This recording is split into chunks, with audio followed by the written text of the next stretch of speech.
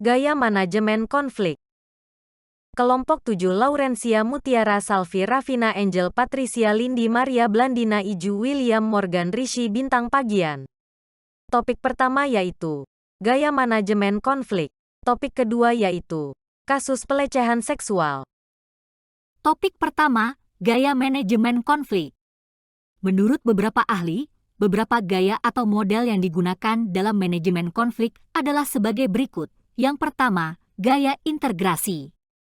Gaya ini berguna untuk menangani masalah yang kompleks secara efektif, di mana satu pihak atau kelompok tidak dapat menyelesaikan masalahnya secara sendiri.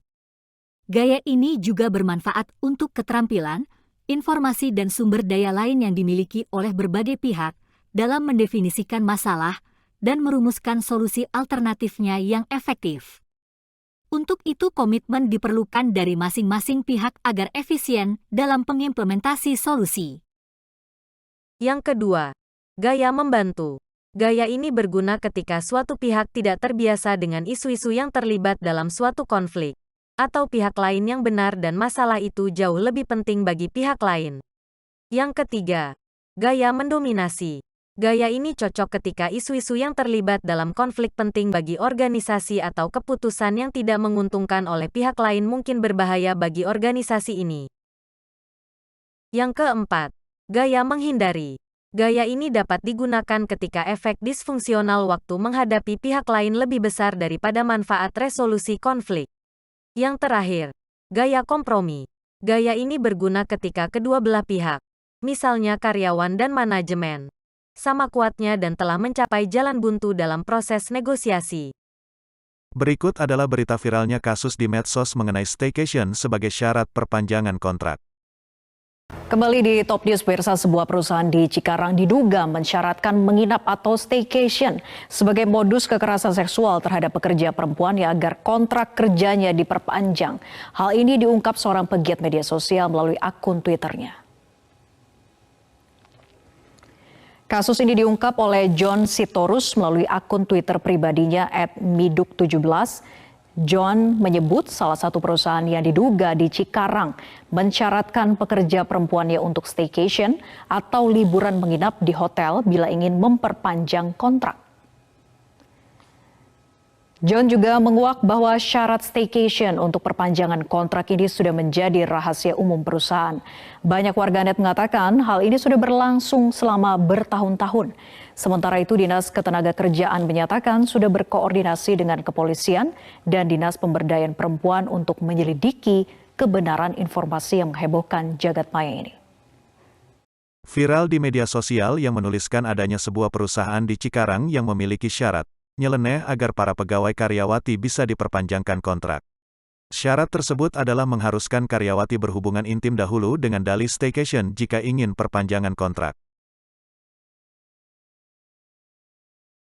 Dalam kasus kami ini, di sebuah PT di Cikarang Alfi Damayanti sebagai korban tersebut, Alfi Damayanti ini mengaku bahwa dirinya diajak jalan berdua atau liburan berdua bersama bosnya. Karena Alfi Damayanti masih membutuhkan pekerjaan tersebut, masih ingin bekerja di tempat tersebut, awal-awalnya dia masih menolak dengan cara halus. Namun akhirnya Alfi Damayanti ini merasa risih, dan pada akhirnya ia tegaskan bahwa dirinya tidak bisa jalan berdua karena dirinya yang mempunyai kekasih dan juga mempertahankan harga dirinya tersebut. Karena bosnya ini merasa kesal kepada Alfi Damayanti ini, bosnya bilang ya udah kamu habis kontrak aja. Si Alfi Damayanti ini tidak terima dirinya diperlakukan begitu. Dan pada akhirnya Alfi Damayanti ini melaporkan kepada pihak kepolisian dan juga menyerahkan bukti chat diajak tidur bareng bosnya, syarat perpanjangan kontrak.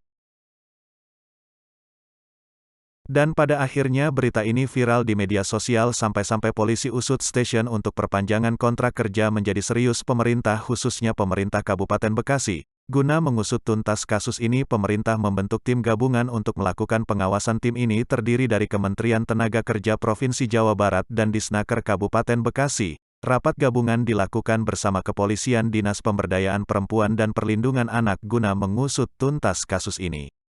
Bekasi, Kompas.tv, Polres Metro Bekasi segera memanggil terlapor atau manajer sebuah perusahaan di Cikarang, Kabupaten Bekasi, Jawa Barat, dalam kasus ancaman staycation untuk memperpanjang kontrak kerja. Polisi menyatakan sudah menerima laporan dari korban.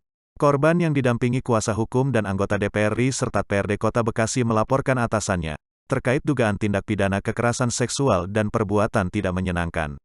Menurut kuasa hukum korban, terlapor dilaporkan lantaran kerap mengajak korban untuk berduaan di suatu tempat sebagai syarat perpanjang kontrak kerjanya. Soal laporan kasus dugaan kekerasan seksual ini, polisi menyatakan segera memanggil terlapor untuk dimintai keterangan. Polisi juga meminta jika ada korban lain, segera melapor ke kepolisian. Dari kasus viral ini ternyata menimbulkan dampak ke perusahaan lain yang juga di Cikarang, yaitu PT Epson dan PT Mikuni. Padahal ternyata oknum yang melakukan pelecehan tersebut adalah perusahaan Ikeda. Oleh karena itu, PT Epson dan PT Mikuni yang tidak tahu apa-apa lantas melakukan klarifikasi untuk membersihkan namanya.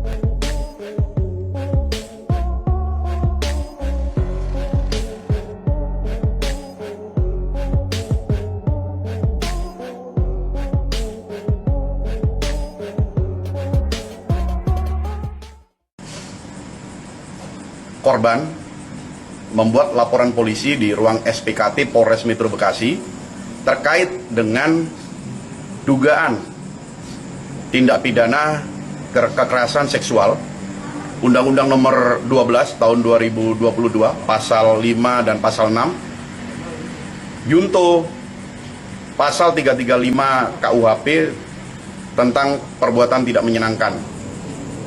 Korban baru berapa orang yang sudah lapor? Yang telah melapor kepada kami ada 1 orang. Jadi untuk tindak lanjut daripada laporan polisi ini, kami akan melakukan pemanggilan atau mengundang klarifikasi terkait kasus yang dilaporkan oleh pelapor atau korban kepada kami. Perkembangannya penanganan laporan perkara yang masyarakat sebut sekarang staycation untuk perpanjang kontrak. Setelah ada yang melaporkan di hari Sabtu kemarin, kemudian sudah ada koordinasi dari penyidik kepada terlapor dan pelaku. Untuk hari ini, hari Selasa ini, tanggal 9 Mei, nanti